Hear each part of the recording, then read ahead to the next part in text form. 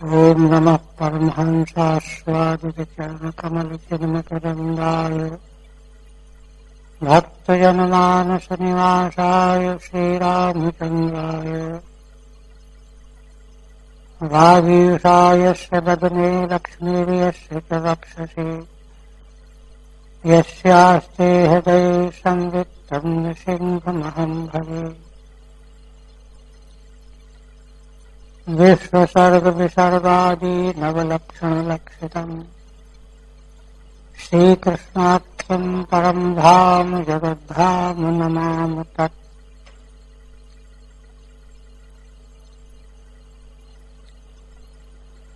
श्रीमद्भागवत के प्रथम उपोद्घात स्कंध में 13वें अध्याय में धृतराष्ट्र के विदुर जी का उपदेश सुनकर उत्तराखंड की ओर चले गए।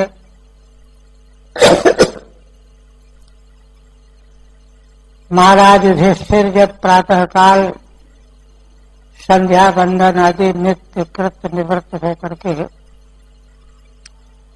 उनके चरणों में वंदना करने के लिए गए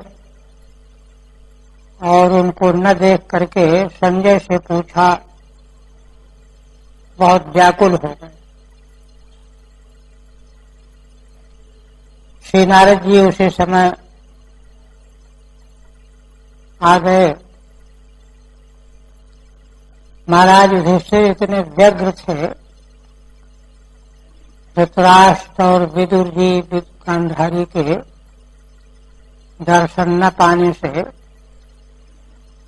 कि वे शोकाकुल हालत में श्री नारद जी का पूजन आदर सत्कार नहीं कर पाए। उन्होंने धृतराष्ट्र गांधारी और विदुर के संबंध में ही अपनी बेचैनी नारद जी को सुनाई समझाई और पूछा कि आप बताइए, आप त्रिकालज्ञ हैं।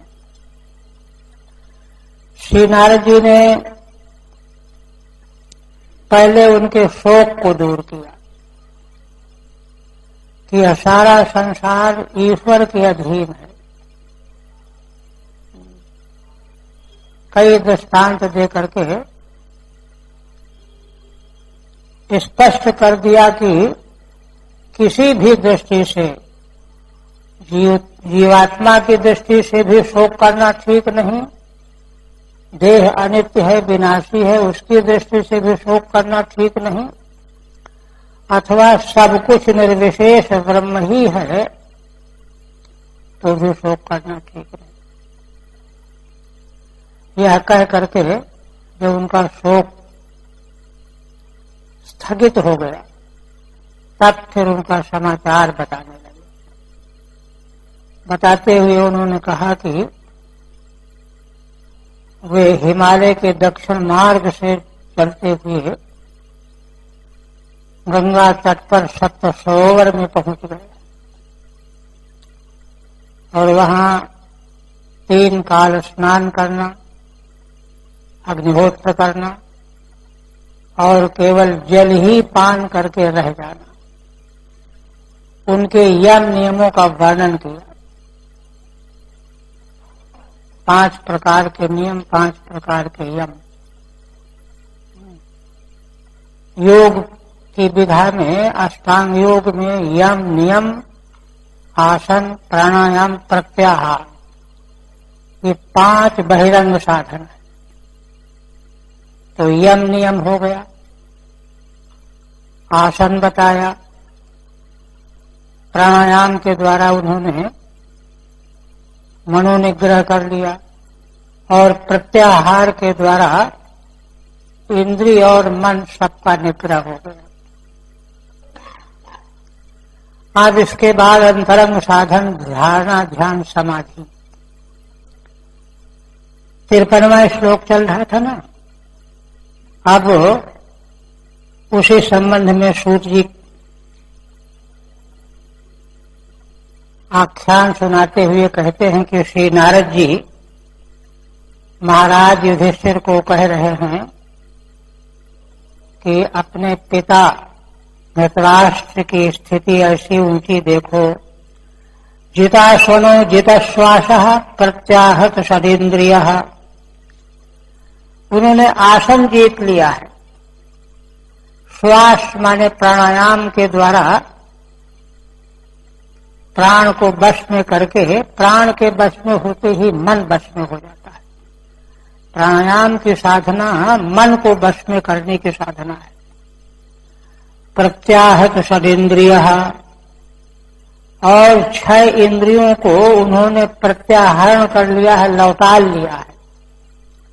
इंद्रियों का स्वभाव है बाहर दौड़ते रहना, जाते रहना, उनको प्रत्याहरण कर लिया है, अपनी ओर लौटा लिया है। 6 इंद्रिय माने मन के सहित 5 ज्ञानेंद्रिय, ये प्रत्याहार हो गया। इसके बाद धारणा ध्यान समाधि, हरि भावनया ध्वस्त रजः सत्व तमो मलः। भगवान की भावना, हरि भावना माने भगवान की भावना। धारणा क्या है? किसी एक स्थान में मन को निश्चित रूप से स्थापित कर देने का नाम धारणा है। देशबंधश्चित्त धारणा। तो भगवान ही उनकी धारणा के विषय बन गए प्रत्याहार के बाद। इसके बाद ध्यान और समाधि, ध्वस्त रजस सत्व तमो मलः, माने धारणा सिद्ध हो जाने के बाद रजोगुण, सतोगुण, तमोगुण, तीनों गुणों का जो मल है, ये मल ही तो बार बार संसार की ओर ले जाता है। वह ध्वस्त हो गया।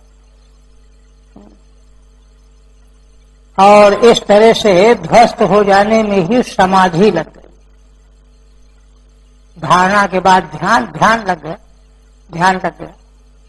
ध्यान, ध्यान माने एक ध्येय के आकार वाला चित्त हो जाए। टीका, जितासन इत्यादिना आसन प्राणायाम प्रत्याहारा उक्ता। इस 53वें श्लोक की पहली पंक्ति से जितासनो जितश्वासः प्रत्याहत सदिन्द्रियः से आसन, प्राणायाम और प्रत्याहार ये नियम पहले हो गए थे, तो ये कहे गए हैं। तो माने 5 बहिरंग योग के साधन संपन्न हो गए। इसके बाद हरि भावनया धारणा उक्ता। अंतरंग साधन धारणा ध्यान समाधि में धारणा क्या है?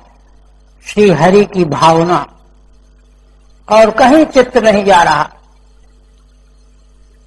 और ध्वस्ता रजः सत्व तमो रूपा मलाह यश,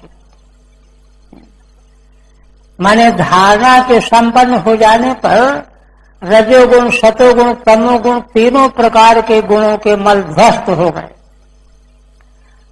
तीनों प्रकार के मलों के ध्वस्त हो जाने पर फलतः ध्यान लग गया। क्योंकि ध्यान स्थिर तभी नहीं होता, ये तीनों गुण ही मन को चंचल बना देते हैं, उद्विग्न कर देते हैं।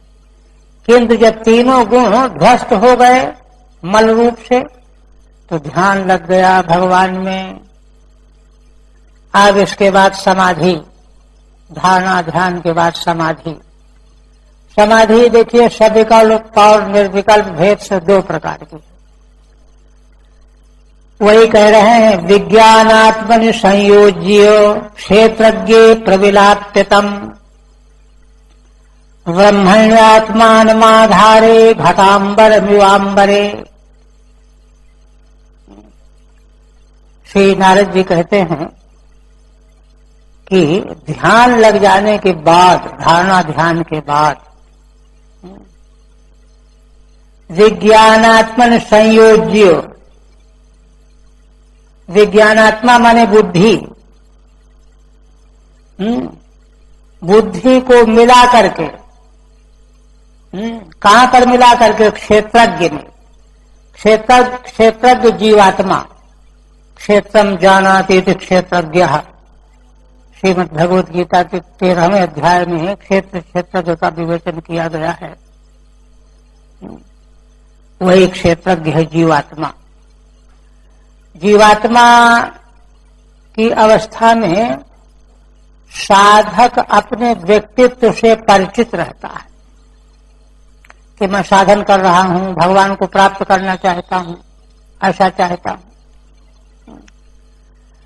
प्रविलाप्यतम ब्रह्मण्यात्मानमाधारे, आत्मा का अर्थ यहां पर है, आत्मा क्या है? वही व्यक्तित्वाभिमान। व्यक्तित्वाभिमान साधक को उस अवस्था में जो व्यक्तित्व का अभिमान माने साधनाभिमान, इसको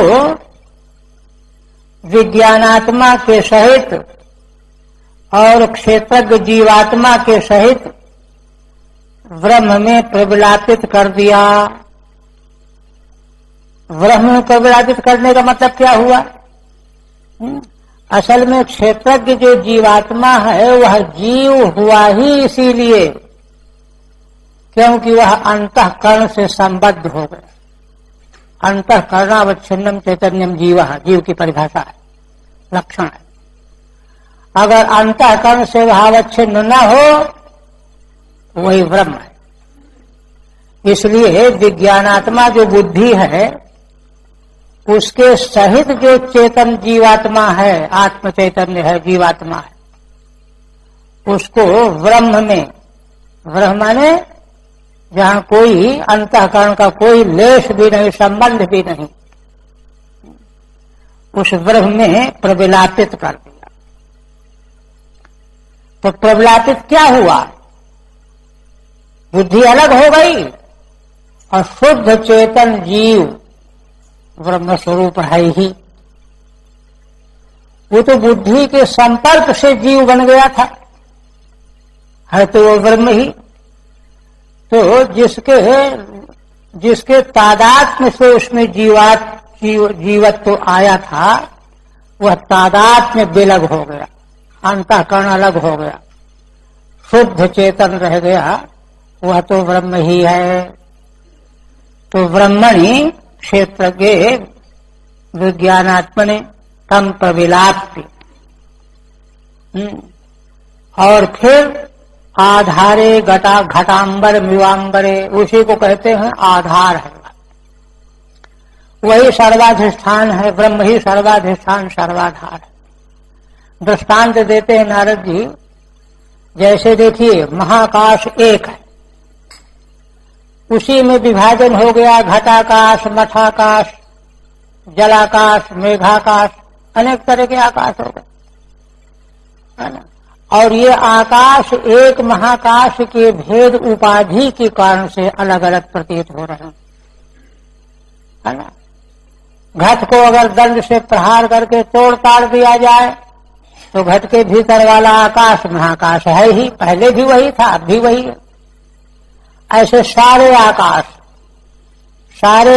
जो अलग अलग दिखाई दे रहे हैं वे उपाधि के त्यक्त हो जाने पर महाकाश के रूप में मिल जाते हैं। जैसे इसी प्रकार से जीवात्मा, शुद्ध जीवात्मा अपने उपाधि को, अंतःकरण को, बुद्धि को, विज्ञानात्मा को अलग करके, साफ करके, छोड़ करके, है ना, परब्रह्म जो शुद्ध उसका अपना स्वरूप है निर्विशेष, उसमें मिला दिया, वही सर्वाधार है। वह सर्वाधार रह गया, जैसे घट रूपी उपाधि के समाप्त हो जाने पर महाकाश रूप ही घटाकाश हो गया, ऐसे ही धृतराष्ट्र की आत्मा परब्रह्म के स्वरूप में विलीन हो गई। ठीक है। समाधिमाह 2 श्लोकों से समाधि का वर्णन करते हैं, द्वाध्याय। आत्मानम ब्रह्मण्य आत्मानम है ना, आत्मान आत्मा क्या है यहाँ पर, वही अपना व्यक्तित्व।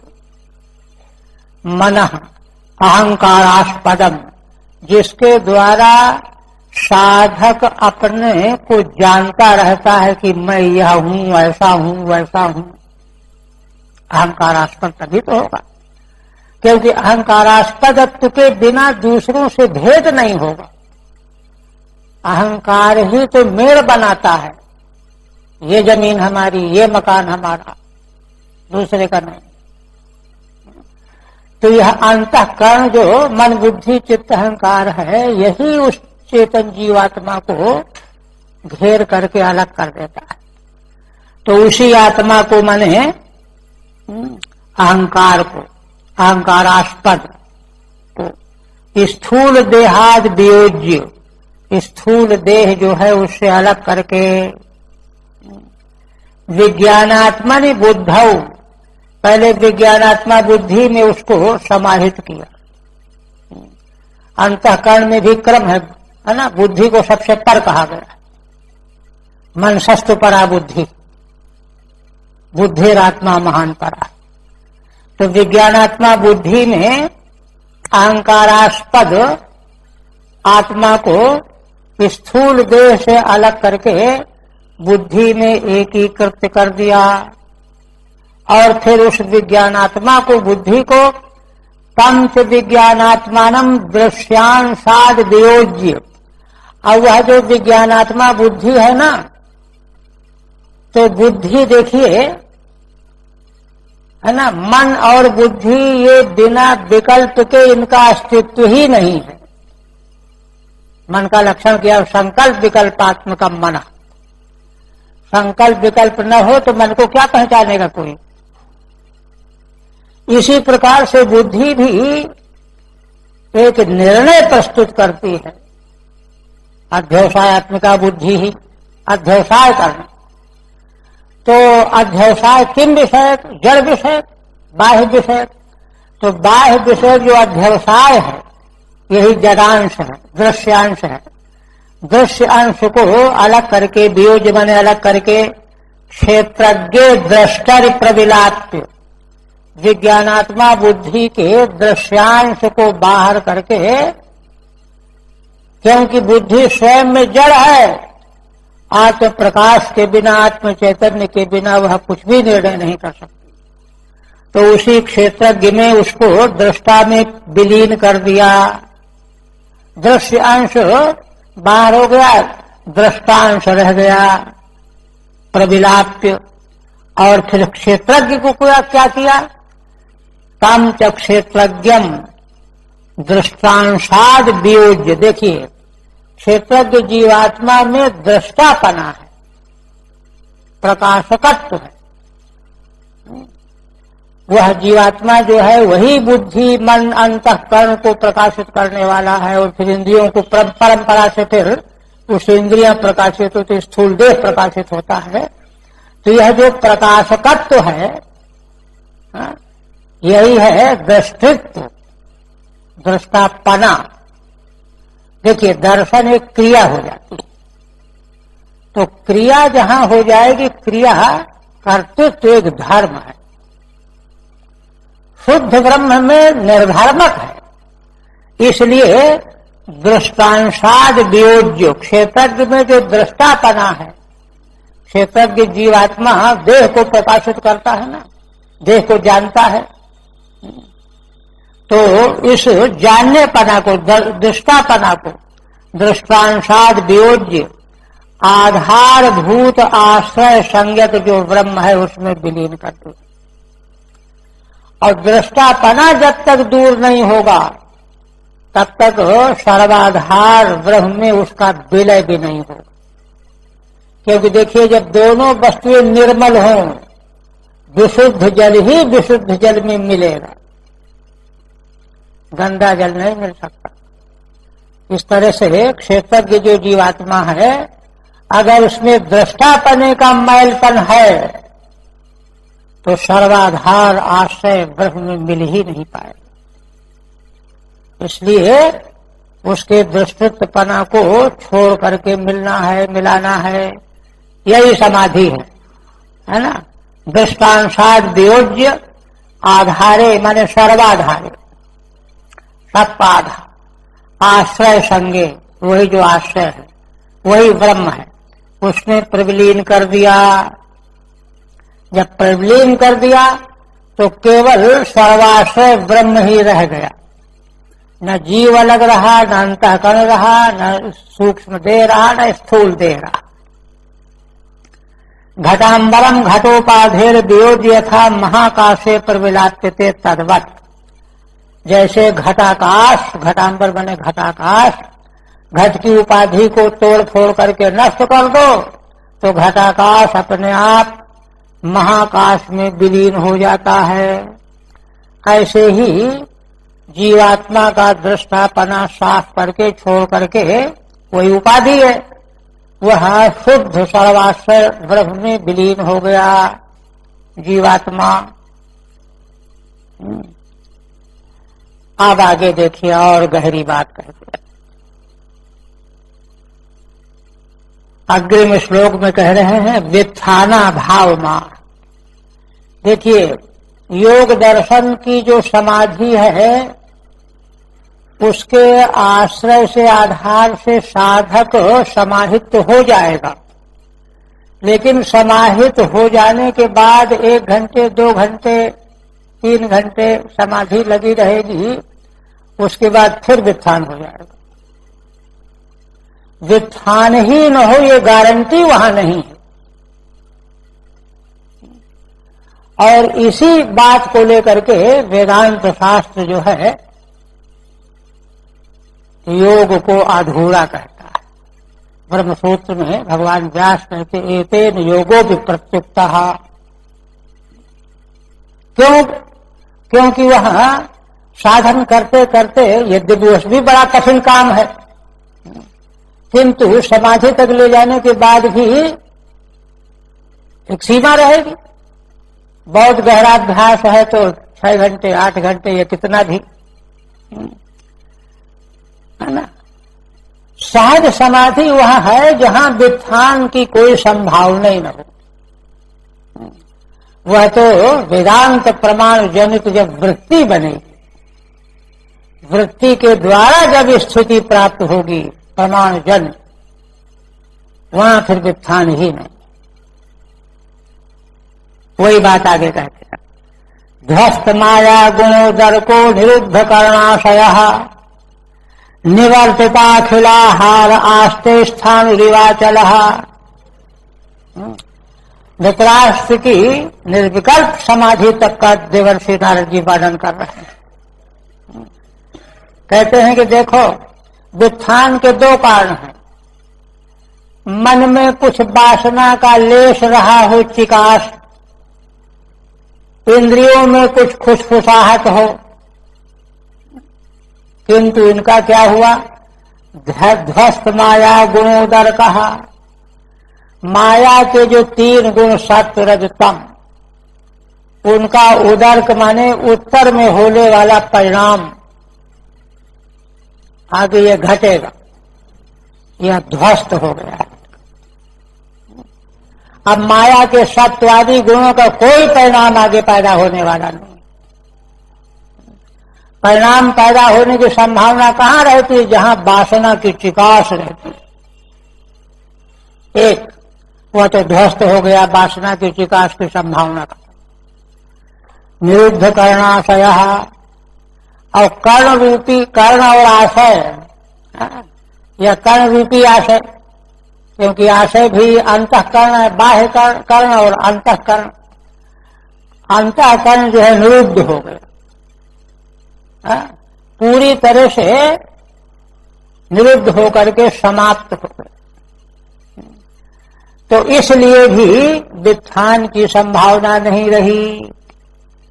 अतः फलित क्या हुआ?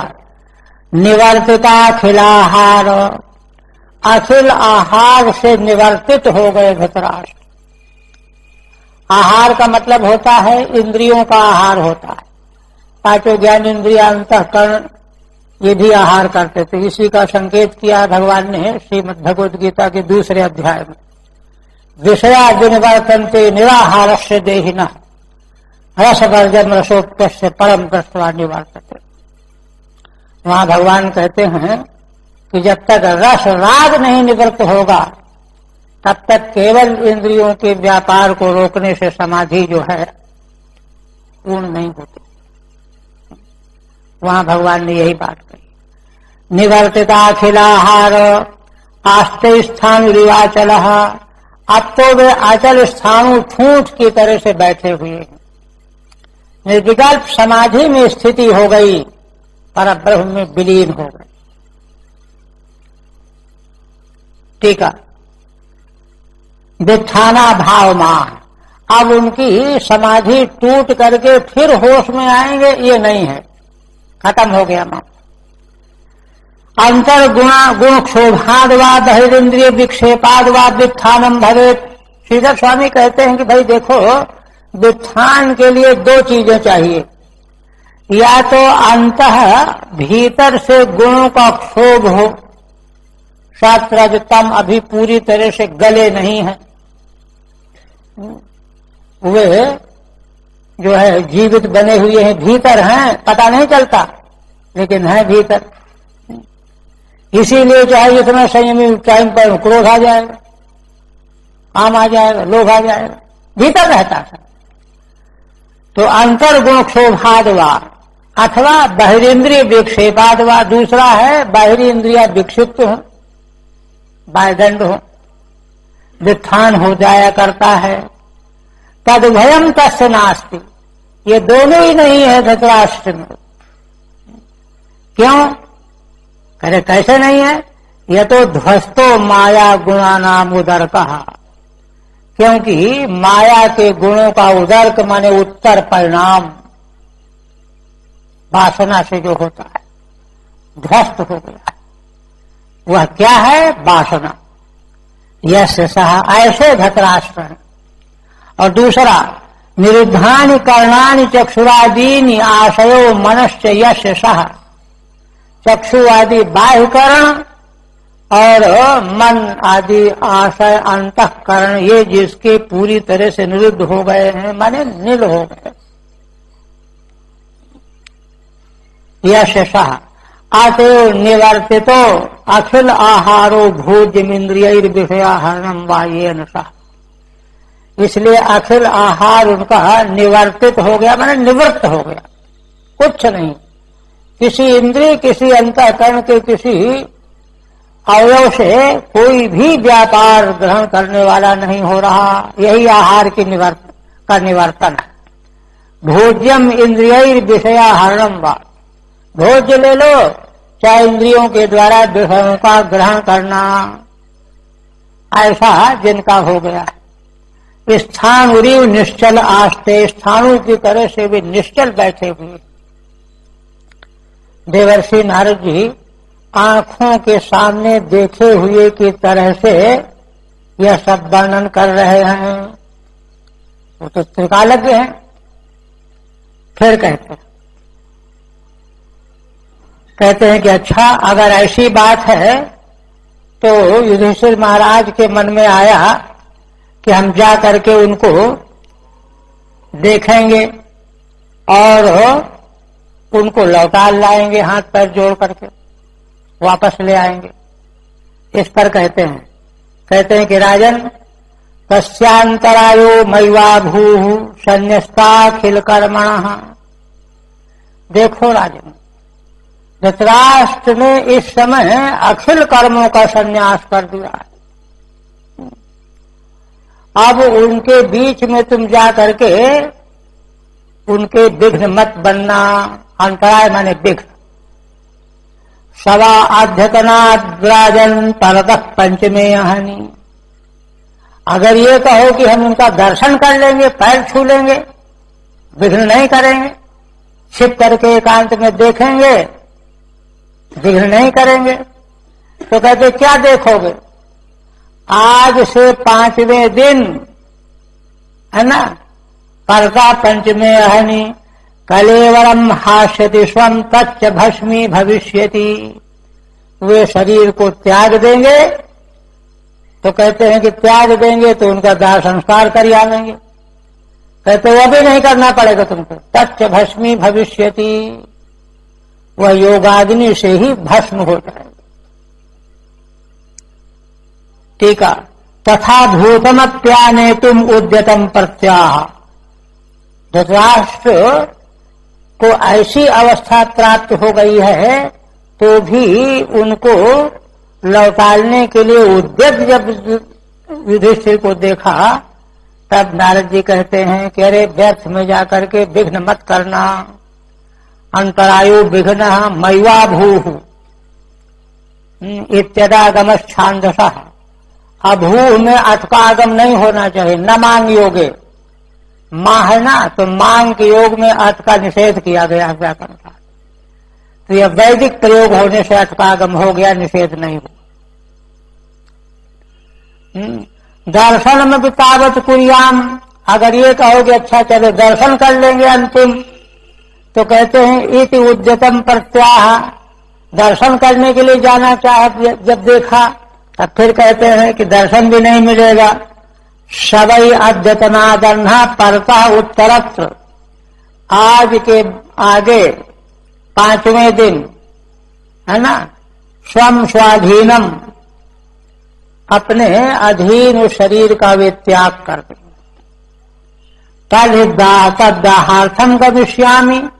अगर कहो कि उनके शरीर का दाह संस्कार करने के लिए मैं जाऊंगा तो भी नहीं। तच्च भस्मी भविष्यति, वह भी भस्म हो जाएगा, तुमको कुछ नहीं करना पड़ेगा। फिर कहते हैं कि अच्छा माता गांधारी को लिवा लाऊंगा। दहिमाने अग्निभिर्देहे पत्यु पत्नी सहोतजे बहिस्थिता पतिम साध्वी तमग्निमनुवेक्ष्यति। इस पर कहते हैं कि देखो पत्नी गांधारी अग्निभिर सहोतजे देहे दही माने। जब उनको ये मालूम पड़ जाएगा कि हमारे पतिदेव धृतराष्ट्र कुटिया के भीतर अग्नि लग गई है और अग्नि में वे जल रहे हैं।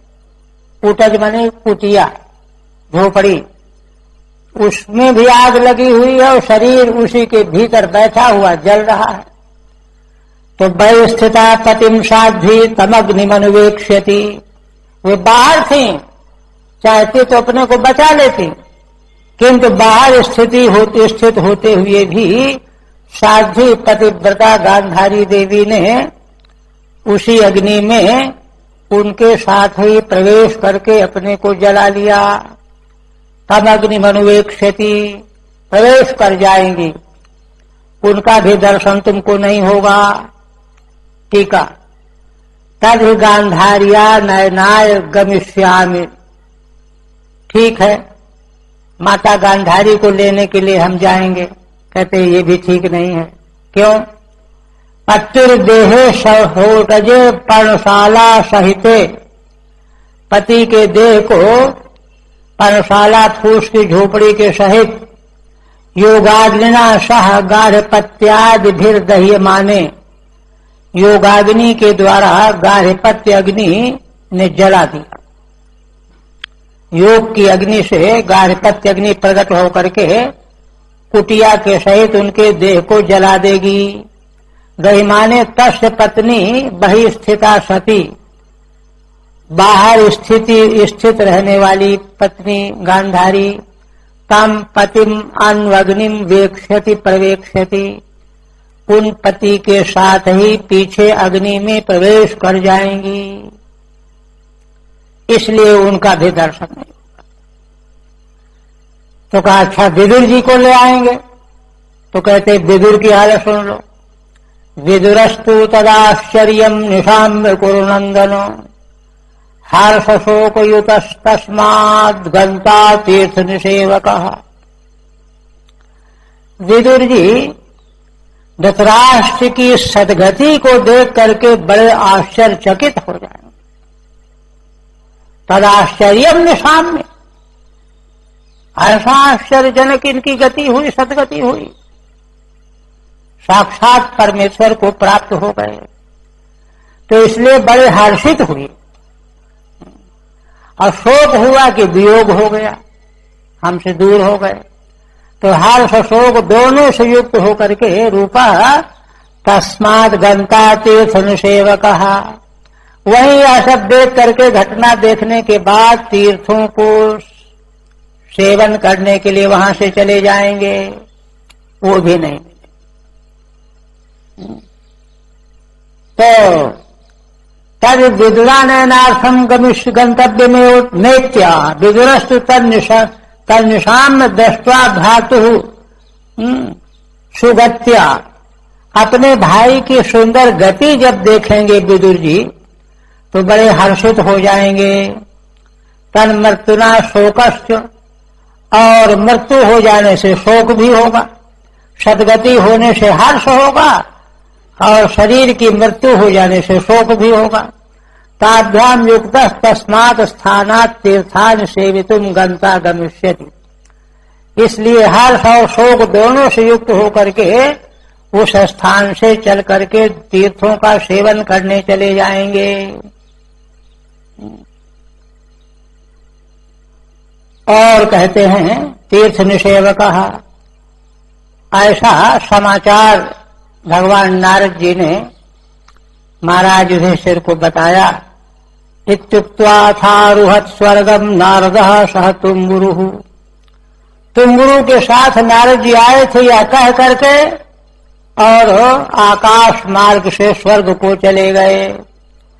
मानो देखिए धर्मात्मा युधिष्ठिर के शोक को ही दूर करने के लिए आए थे, उनको तो ठीक से सम्मानित भी नहीं कर पाए, व्यग्र थे ना, किंतु उन्होंने भी उनके शोक को दूर किया, उनको सारा समाचार दिया और चले गए सीधे। और तब युधिष्ठिरो बचस्तस्य हृदय कृत्वा जहाज छोटा। इधर महाराज युधिष्ठिर देवर्षि नारद के वचनों को अपने हृदय में स्थापित कर लिया और सोचा अजहात, शोकों को छोड़ दिया, शोक करना बंद कर दिया, क्योंकि श्री नारद जी ने उनको तत्व का ज्ञान साथ में दिया, तत्व ज्ञान सहित जो है सदगति का रहस्य बता दिया। टीका में तो कुछ ज्यादा नहीं है, कुछ सुत शोकान। हरि ओम तत्सत् श्रीमद्भागवते महापुराणे प्रथम स्कंधे त्रयोदशोऽध्याय भगवदर्पणमस्तु। आप देखिए 14 अध्याय प्रारंभ होने जा। 14 त्वरिष्ठान दृष्ट्वा राजा विशंकितः आश्वनोदर्जुनात् कृष्ण तिरोधानमितीर्यते।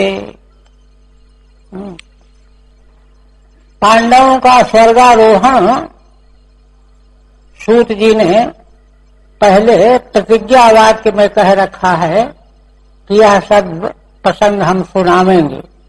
क्यों सुनावेंगे? इन प्रसंगों के सुनाने से भगवान श्री कृष्ण की कथाएं निकलती हैं। यतः कृष्ण कथोदयम, इसलिए सुनावेंगे।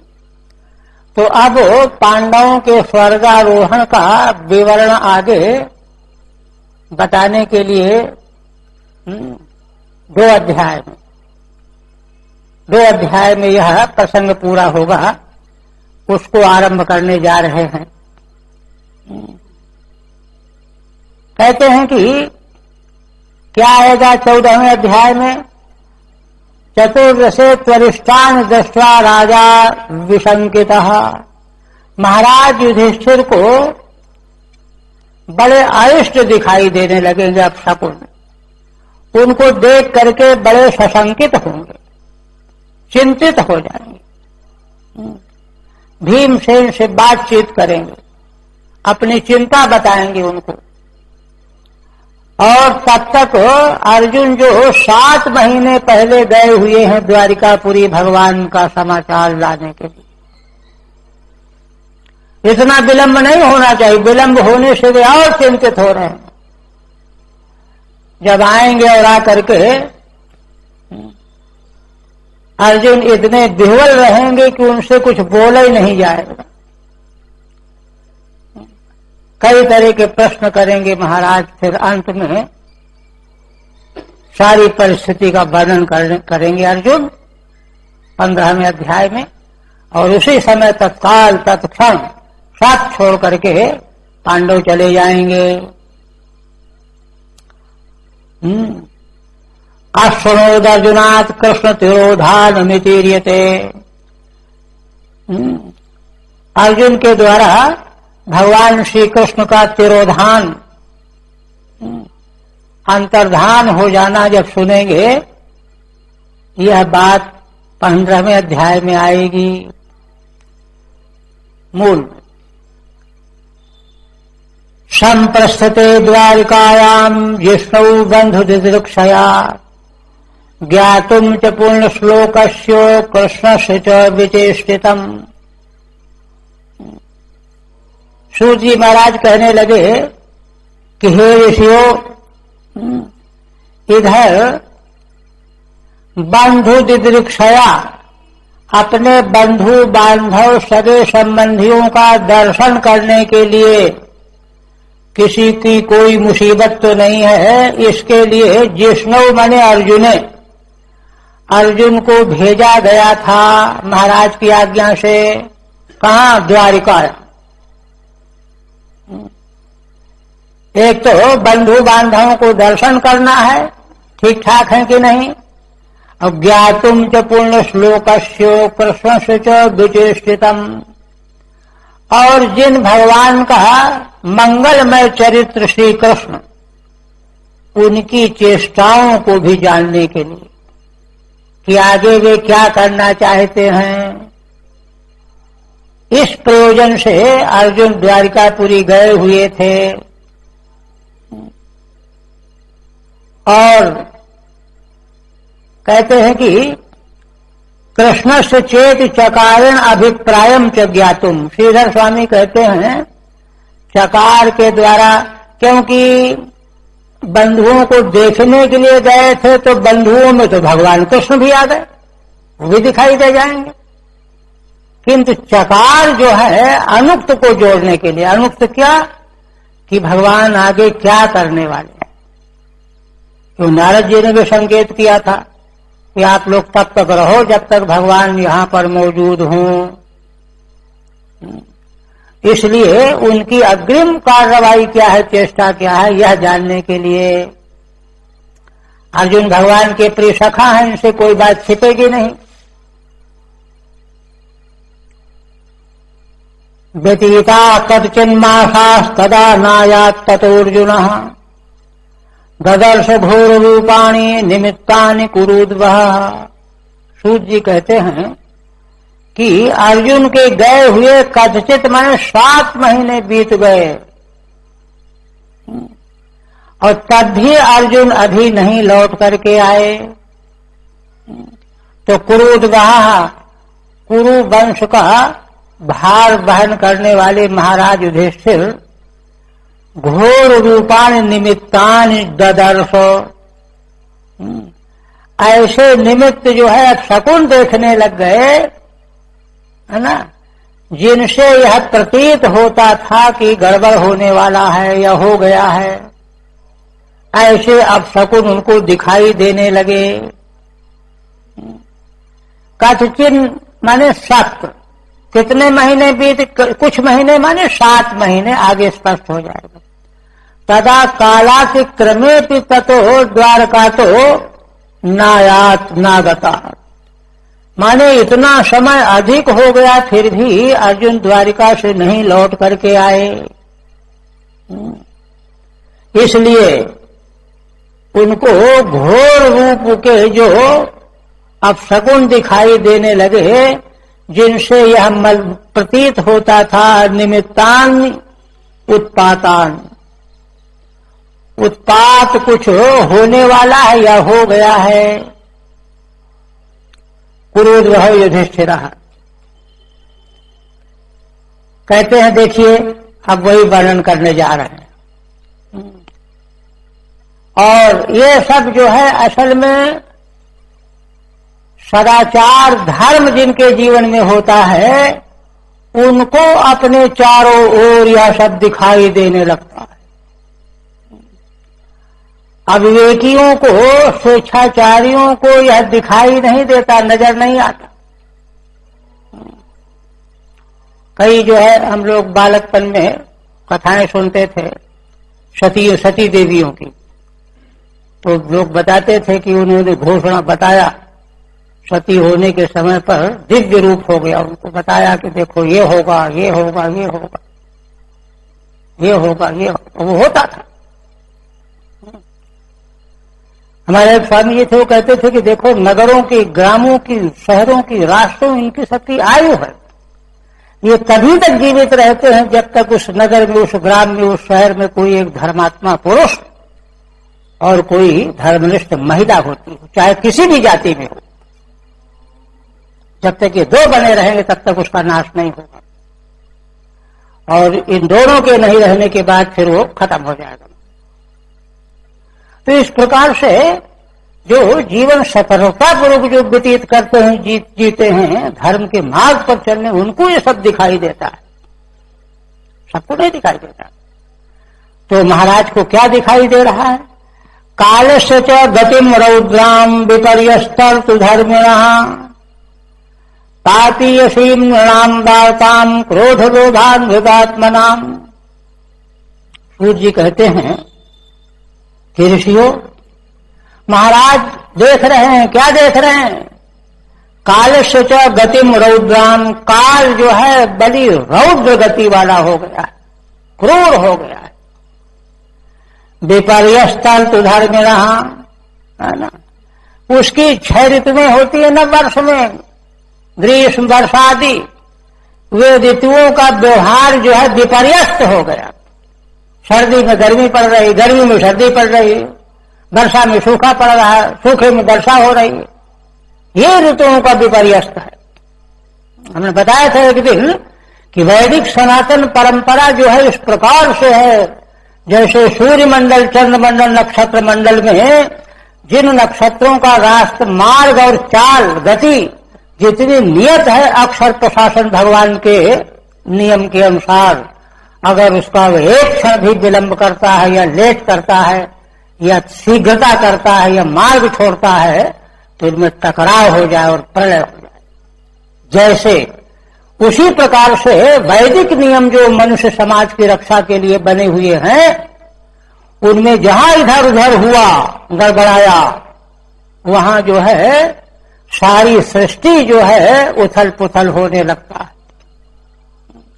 तभी तो महाराज युधिष्ठिर के धर्मराज्य का वर्णन है कि उनके राज्य में धर्म की स्थापना होने से समय पर वर्षा होना, पृथ्वी जो है सब कुछ हमेशा देती रहती, नदियां, पहाड़, जंगल सब अपने आप प्रजा की आवश्यकता की वस्तुएं देते रहते थे। ये उसका परिणाम होता है। तो धर्म जो है केवल मनुष्य जीवन ही नहीं, सारी सृष्टि का धारण करने वाला है धर्म। उसी धर्म का आसेवन करने वाले महाराज को दिखाई दे रहा है कि ये गड़बड़ हो रहा है।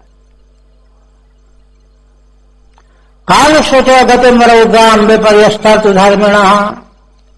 और देखिए तीसरी बात, पापीयसीम नृणाम वार्ताम। अब तो मनुष्यों की वार्ता माने वृत्तियां, रोजगार खाने पीने के लिए नौकरी चाकरी अत्यंत पापपूर्ण होती जा रही है।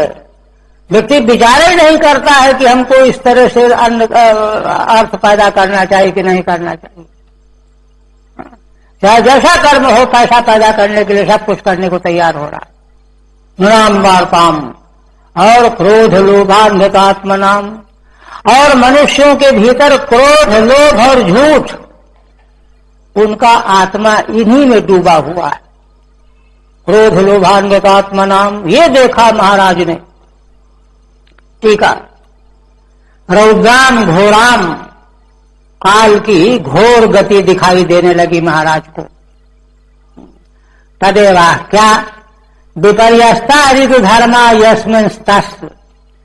ऋतुओं के सारे धर्म जो हैं अस्त व्यस्त हो गए, गड़बड़ा गए। तस् वार्ताम जीविकाम, मनुष्यों की जीविका कैसी पापीयसी हो गई, पापपूर्ण हो गई। क्रोध लोभान्वितात्मनाम, क्रोध लोभ और अनृत इनसे युक्त ही जिनका अंतःकरण बन गया है, उनकी पापपूर्ण वृत्तियां बन गई। वृत्तियां व्यवहार आचार। और कहते हैं एक ब्रकट का श्लोक भी है क्या, इसमें नहीं, इसे ब्रकट लगा दिया। अच्छा, उसकी व्याख्या भी नहीं की। जीमक प्रायम व्यवहृतम साक्ष्य में समझ सौहृदम पितृ मातृ सहृद भ्रातृ दंपति नाम च कलकनम। सूत जी कहते हैं कि महाराज को क्या दिखाई देने लगा, इस समय मनुष्यों का व्यवहार जिह्मक प्राय हो गया है। जिह माने छल कपट, व्यवहारतम व्यवहार, और साक्ष्य में समझ सौहृदम, सौहार्द जो है पारस्परिक मैत्री भाव प्रेम भाव, उसमें भी सठता छिपी रहती है। साठ दुष्टता धूर्तता, अपना उल्लू बनाने की चालाकी, ऐसा सौहार्द रह गया है। पितृ मातृ सहज भ्रातृ दंपति नाम च कलकनम, पिता माता का संतान के साथ, मित्र का मित्र के साथ, भाइयों का भाइयों के साथ, दंपति पति पत्नियों का आपस में कलकलम माने कलह, झगड़े बखेड़े, ये दिखाई देने लगे हैं। ठीक है। जीम प्रायम कपट बहुलम, कपट जिसमें बहुल करके, व्यवहारम व्यवहारम, साक्ष्यम वंचनम, साक्ष्य माने वंचना, तन्मिश्रम सौहृदम साक्ष्यम, मित्रता बनावटी है। पित्रादि नाम स्वप्रतियोगी भी, पिता आदिकों की अपने प्रतियोगी माने पिता के पुत्र से, पुत्र की पिता से, माता की पुत्र से, कलकनम माने कलह आदि। और कहते हैं निमित्तानि अत्यरिष्टानि काले त्वनुगते नृणाम लोभाद्य धर्म प्रगतिम दृष्टो वाचानुजम नृपः। इसके बाद महाराज को अत्यंत अरिष्ट सूचित करने वाले निमित्त, काले त्वनुगते नृणाम, मनुष्यों के बीच में, लोभाद्य धर्म प्रगतिम, मनुष्यों में लोभ आदि की अधर्म प्रकृति का बाहुल्य, यह उनको दिखाई देने लगा। अनिष्ट अरिष्ट बताने वाले निमित्त दिखाई देने लगे, और मनुष्यों में लोभादि अधर्म की प्रकृति का बाहुल्य दिखाई देने लगा। ऐसा जब देखा महाराज ने, युधिष्ठिर ने, तो अपने छोटे भाई अनुज भीमसेन से कहने लगे,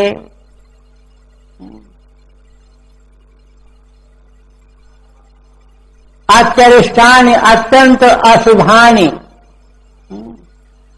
अत्यंत अशुभ लक्षणों को, अरिष्टों को, नृणाम लोभाद धर्म प्रगतिम च दृष्ट्वा, और मनुष्यों में लोभ काम क्रोध आदि अधर्म की प्रगति को देख करके महाराज बड़े चिंतित हो गए, और अपने छोटे भाई भीमसेन से कहने लगे, युधिष्ठिर वाच, क्या कहने लगे, संप्रेषितो द्वारिकायाम विष्णुर्बंधु दिदृक्षया ज्ञातुम च पूर्ण श्लोकस्य कृष्णस्य च विजेष्टितम। हे भैया भीम, देखो, जिष्णु माने अर्जुन को द्वारिकापुरी हमने इसलिए भेजा था कि बंधु बांधवों को देख करके आओ, एक, और ज्ञातुम च पुण्य श्लोकस्य कृष्णस्य च विजेष्टितम, पुण्य श्लोक भगवान श्री कृष्ण आगे क्या करने वाले हैं यह भी जानकारी लेकर के आओ। किंतु गता सप्ताधुना मासा भीमसेन तवानुजः नायाति कस्य वा हेतुर्नाहं वेदेद मंजसा। हे भीमसेन, तुम्हारे छोटे भाई भीमसेन से भी छोटे हैं अर्जुन, वो गए हुए 7 महीने निकल गए, किंतु अभी तक क्यों लौट करके नहीं आ रहे हैं? कस्य वा हेतुर्नायाति नाहं वेदेद मंजसा। मैं जब इस बारे में विचार करने लगता हूं तो अनायासेन मुझे कोई कारण समझ में नहीं आता। वेद वितर्के कस्मात् हेतुर्नायात इत्यहं न वेदि। क्यों नहीं अर्जुन आ रहे हैं यह मुझे मालूम नहीं पड़ रहा। और कहते हैं संदेह क्यों हो रहा? अति देवस्नादिष्टः सकालो अयमुपस्थितः यदात्मनो अंगमा क्रीडम भगवान शुश्रूषति। एक बात और है, देवर्षि नारद जी के द्वारा जो उन्होंने आदेश दिया था, बताया था, वह काल आ गया है। बताया था ना कि थोड़ा सा काम रह गया है, बाकी सब निपट गया है। भगवान जिस लिए अवतार लेकर के आए थे, तो यह देवर्षि नारद ने बताया था। यदात्मनो अंगमा क्रीडम भगवान शुश्रूषति। जबकि भगवान अपने शरीर को, विग्रह को, अंग को, आक्रीडम अंगम, खेल के लिए बनाया गया विग्रह, मानव देह, उसको भगवान उस शुश्रूषति माने त्याग देंगे, छोड़ देंगे, अंतर्हित हो जाएंगे। अति किम यदा आत्मनः आक्रीडम क्रीडा साधनम अंगम।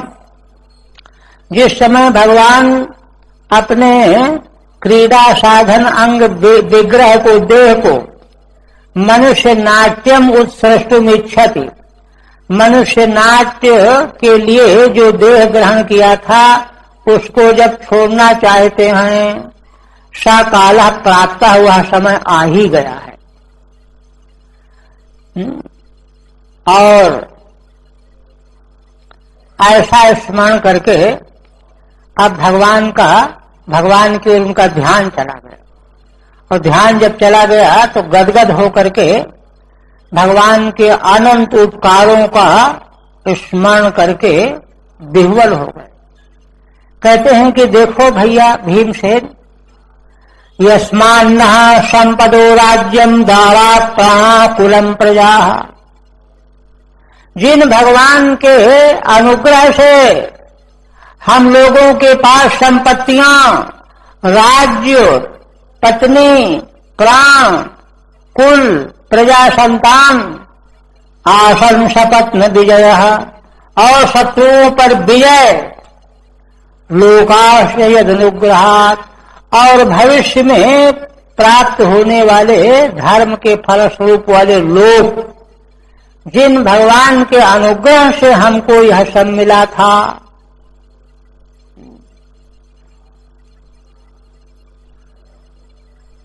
अस्माकं सर्वपुरुषार्थत्वे हेतु श्री कृष्ण। हमारे सारे पुरुषार्थ प्राप्ति का हेतु भगवान श्री कृष्ण ही हैं। अतः तद वियोगम बिना अनिष्टम न स्यात्। इसलिए वे भगवान का जब वियोग होगा तभी अनिष्ट होगा, अनिष्ट ऐसे नहीं होगा। यस्मात् श्री कृष्णात् हेतोः, क्योंकि भगवान श्री कृष्ण के अनुग्रह से ही हमको यह सब कुछ मिला हुआ है। क्या क्या मिला हुआ है ये स्वयं अर्जुन उल्लेख करेंगे। एतत्तोपविष्टाद् अर्जुन स्पष्टीकरिष्यति। अग्रिम 15वें अध्याय में अर्जुन भगवान के अनुग्रह से क्या क्या हम सब लोगों को मिला यह स्पष्ट करेंगे। लोकाश्च यज्ञ करणानुरूपा यस्यानुग्रहात्। जैसे यज्ञ करेंगे वैसे लोग जिन भगवान के अनुग्रह से हमको प्राप्त होने वाले हैं, हुए हैं। पुनः कहते हैं इसके बाद पश्चोत्पाता नरव्याघ्र दिव्यान भौमान सदैहिकान दारुणान संसदो दूरात् भयम नो बुद्धि मोहनम। हे भाई भीम, देखो नरव्याघ्र संबोधन है, मनुष्य व्याघ्र के समान भीमसेन के लिए संबोधन है। देखो इन उत्पातों को तो देखो, दिव्यान है ना, दिव्य लोक में दिखाई देने वाले, भौमान भूमि में दिखाई देने वाले, सदैहिकान देह में प्रतीत होने वाले, जो बड़े दारुण माने कठोर हैं। संससो दूरात् भयम नो बुद्धि मोहनम। और ये सारे उत्पात ऐसा बता रहे हैं कि बुद्धि को मोहित करने वाला वह भय हमसे अब दूर नहीं है, पास ही में आने वाला है। अदूरात् सन्निहितम, दूर नहीं है, पास में वह आपत्ति आने वाली है। नोस्माकम आशंसत उत्पातान, ये उत्पात जो है यही बात हमको बता रहे हैं, सतर्क हो जाओ। फिर गिना रहे हैं, पूर्वक्ष बाहवो मह्यम स्फुरन्त्यंग पुनः पुनः। हे अंग संबोधन है, हे भीमसेन। ऊरु अक्षी, नेत्र, बाहु, भुजा, ये जो है ना, बाएं भाग में ऊरु, बायां जांग, अक्षी नेत्र, बायां नेत्र, बाई भुजा, आप शकुन माने जाते हैं। मयम स्वरंत्यंग पुनः पुनः, बार बार फड़क रहे हैं। बेपथुश्चात हृदय, और मेरे हृदय में बार बार कंपन हो रहा है। आराध्यासंति विप्रियम, इसलिए ऐसा लगता है कि शीघ्र ही कोई विप्री माने अननुकूल कुछ दिखाई पड़ने वाला है। पूर्वादयो बामा स्फुरन्ति, पूर्व आदि बाएं भाग वाले फड़क रहे हैं। बेपथु कंपस्त हृदय वर्तते, हृदय में कंपन हो रहा है। एते मह्यम आराध सन्निहितम विप्रियम दास्यन्ति, ये शीघ्र ही मुझे विप्री मने कुछ अनहोनी की बात देने वाले हैं। भौमाना, अब भूमि में होने वाले अपशकुनों को कहते हैं, है ना। शिवैषोद्यंतमादित्यम अभिरौच्यन लालना, शिवा माने क्रोष्ठी, श्रगाली, श्रगाली। देखो यह उदित हुए सूर्य की ओर मुंह करके चिल्ला रही है, रो रही है, और इसका मुख लाल हो रहा है। अनलालना, आग की तरह से लाल हो रहा है। मामंग सारमेयम अभिरौति है धूर्वत, और देखो देखो यह कुत्ता, सारमे माने कुत्ता, मेरी ओर मुंह करके निर्भय होकर के चिल्ला रहा है, भूख रहा है। शिवा भौमाना साध स्त्री भी, 3.5 श्लोकों से कह रहे हैं। शिवा क्रोष्ठी, श्रगाली, उद्यंतम आदित्यम अभिरौति, उद्यत सूर्याभिमुखम क्रोशति, सूर्य भगवान के उदय होते की ओर मुंह करके चिल्ला रही है। अनलानना अग्नि मुखे न बमंती, मुख से अग्नि उगल रही है। अंग हे भीम, माम अभिलक्ष सारमेय स्व अभिरौति, मेरी ओर मुंह करके यह कुत्ता रो रहा है। प्लुतम भसति अभीर्वन्य शंकम, निर्भय होकर के मेरी ओर मुंह करके कुत्ता रो रहा है। शस्ता कुर्वन्ति माम सभ्यम दक्षिणम पशवो परे, बाहांश पुरुषव्याघ्रो लक्ष्य ऋतुतो मम। और कहते हैं कि ये जो गौ आदि पूज्य पशु हैं, ये मुझे बाएं करके चले जा रहे हैं, जबकि इनको दाहिने करके रहना चाहिए। पवित्र पशु है ना। और दूसरे जो पशु हैं अशुद्ध पशु, कुत्ते, श्रगाल वगैरह, ये जो है ये उल्टा करके जा रहे हैं, गर्दभ आदि गाय करके चल रहे हैं, जा रहे हैं, उल्टा ही हो रहा है। लक्ष्य रुदतो मम, वाहंश रथ में जुतने वाले घोड़े मुझे ऐसा दिखाई दे रहे, मारो रो रहे हैं। अपरे गर्धवाद्या प्रदक्षिणम अयम कपोतो मृत्यु को उलू का आगे कहिए। और कहते हैं कि यह उलूक जो है कपोत मृत्यु का दूत कहा जाता है। कंपयन मनः, इसको देख करके मेरा मन कांप जाता है।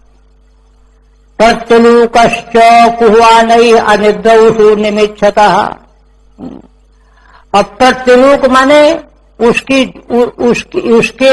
आवाज को सुन करके दूसरा भी उसी तरह बोल रहा है। अथवा घूक, प्रतिपक्ष घूक कहते हैं, अथवा काक को भी कहते हैं। माने एक उल्लू बोला दूसरा भी बोला, अथवा प्रतिपक्ष है ना, घूक कहते हैं, खूसट जैसा होता है, अथवा काक, तीनों अर्थ ले सकते हैं।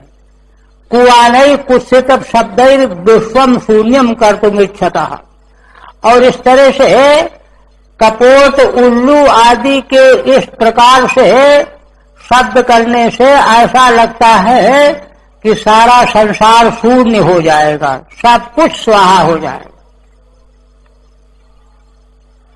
धूम्रादुषः परिधयः कंपते भूषहाद्रुभिः, निर्घातश्च महानासीत् साकं च स्तनयित्नुभिः।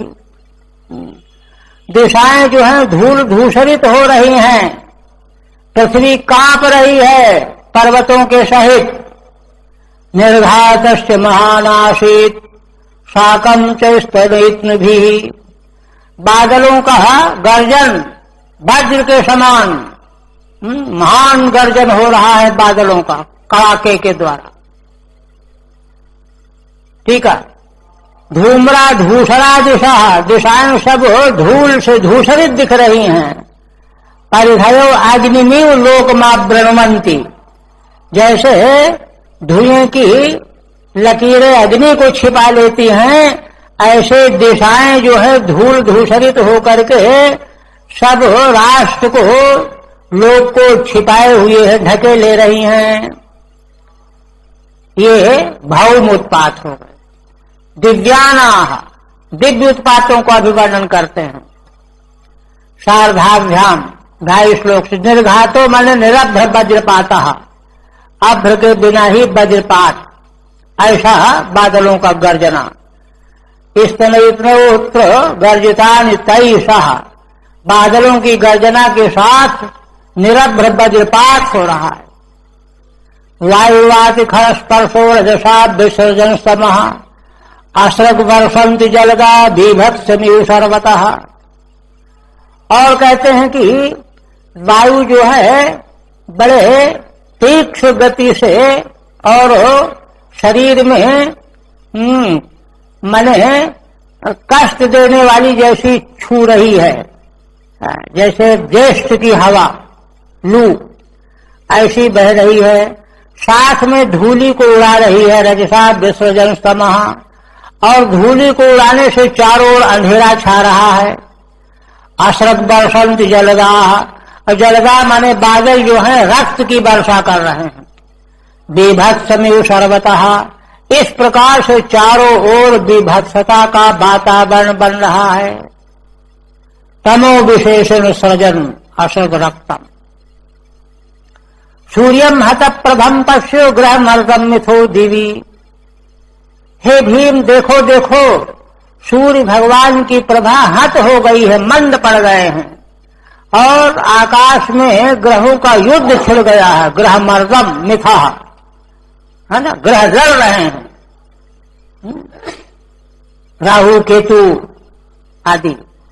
सा संकुलैर्भूत गणैर्ज्वलिते युरोदिशि, और सारे भूत गण संकुलित हो रहे हैं, इकट्ठे हो रहे हैं, माने सेनाएं सजा रहे हैं। भूत प्रेतों के युद्ध होने वाले हैं, महासमुद्र महायुद्ध होने वाला है।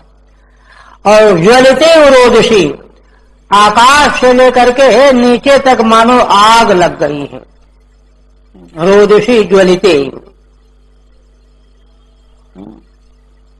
और कहते हैं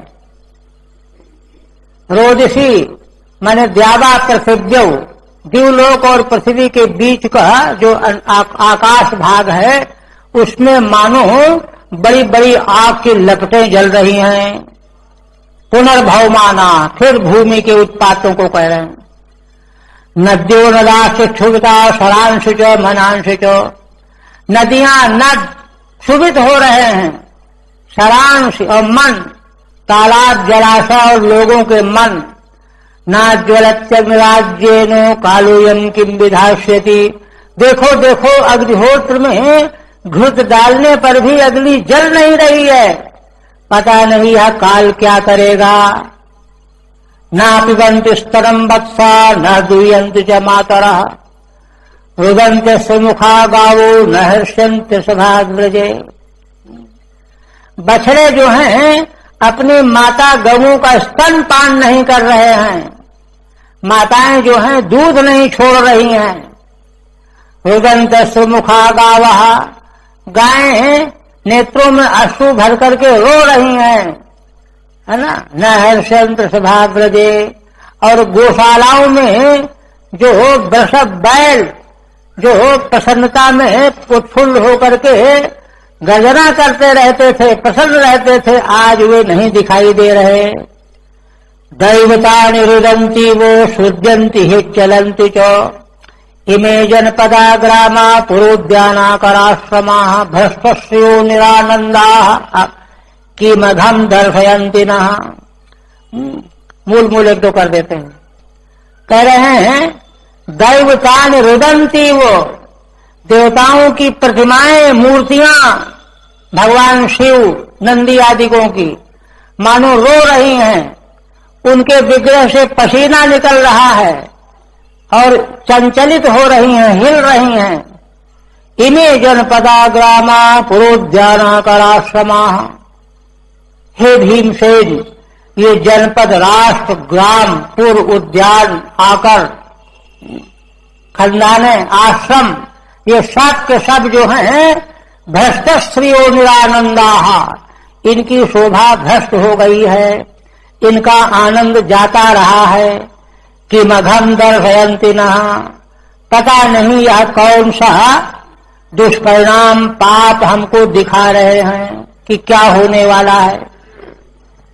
फिर स्वयं संभावना करते। मन्ये एतैर्महोत्पातैर् नूनम भगवतः पदैः, अनन्य पुरुष श्रीभिर्हीना भूर्हत सौभगा।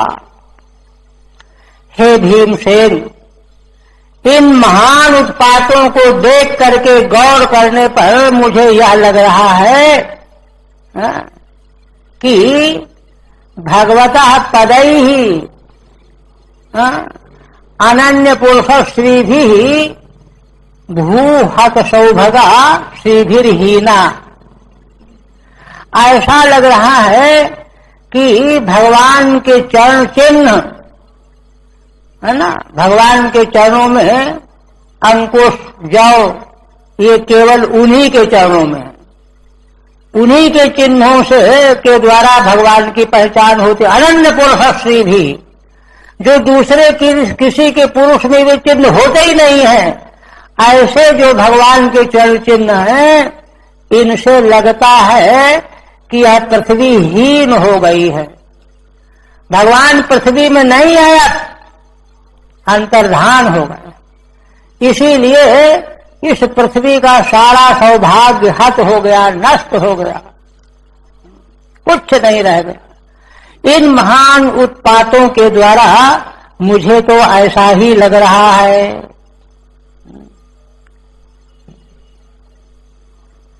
अब फिर बढ़ाएंगे तो बहुत समय हो जाएगा, यहीं रहने दीजिए।